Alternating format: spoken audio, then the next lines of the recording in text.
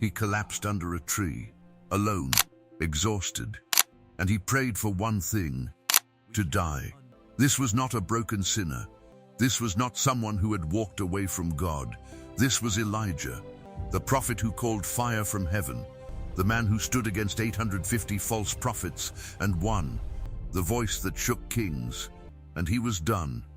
Just one day before, Elijah had stood on Mount Carmel before all of Israel. He had built an altar, drenched it with water 3 times, and called on the name of the Lord. Fire fell from heaven and consumed everything: the offering, the wood, the stones, even the water in the trench. The people fell on their faces. 850 false prophets were executed. A 3-year drought ended with rain. It was the greatest victory a prophet had ever seen. Then came the letter. Queen Jezebel, furious, humiliated, sent one sentence: "By tomorrow, you will be dead." And something broke inside him. No army threatened him. No sword was drawn. Just words.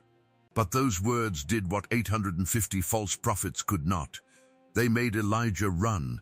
He ran into the wilderness, 1 day's journey into the desert, until he couldn't walk anymore, until he sat under a broom tree, the most ordinary, humble tree in the land, and whispered the most honest prayer of his life. "It is enough. Lord, take my life. I am no better than my fathers."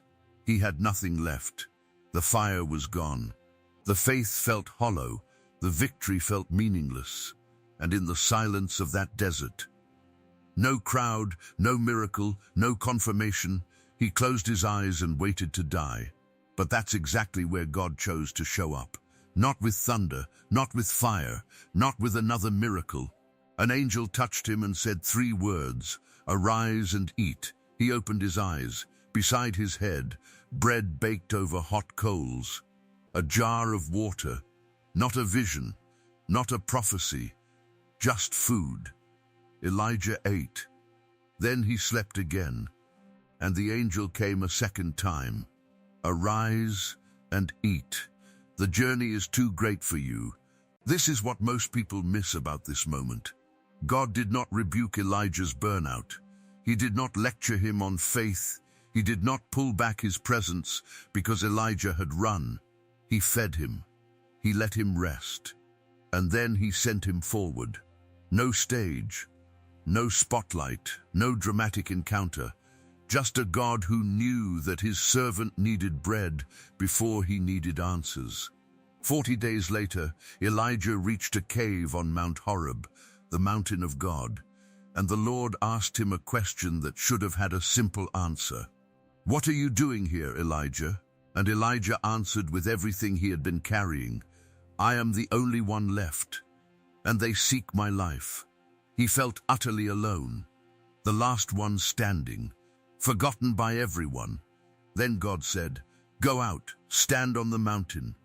A mighty wind came and tore the mountains apart. After the wind, an earthquake. After the earthquake, fire. But what looked like the presence of God, it was actually preparation for it. Because after the fire came a still small voice. And Elijah, the man who had called down thunder from heaven, covered his face and stepped out of the cave, because he recognized something in that silence that the wind and the earthquake and the fire could not carry. The voice of a God who had never left. Maybe you are in a cave right now. Not a literal one, but you know what I mean. You have seen God move in your life.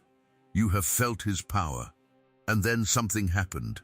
A loss, a betrayal, a silence that stretched too long. And you ran, not from God, just away, into a quiet place where you're not sure he can still find you.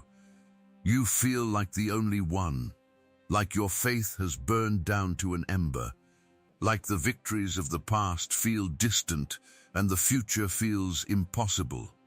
The same God who sent an angel to a burned-out prophet under a desert tree. He knows exactly where your cave is. He is not angry that you are in it. He is not waiting for you to perform your way back into his presence. He is asking you the same question he asked Elijah. What are you doing here? Not in accusation, an invitation. Are you willing to stay in the presence of God, even when his answer comes as a still small voice and not a miracle? The story of Elijah did not end under that broom tree. It did not end in a cave. It ended with a double portion of the Spirit being carried forward in Elisha, a legacy that outlasted the prophet. The journey was too great for him, but God made a way. It always has been, and it always will be, because what grows in hidden places, even broken, exhausted, doubting faith, often changes the world.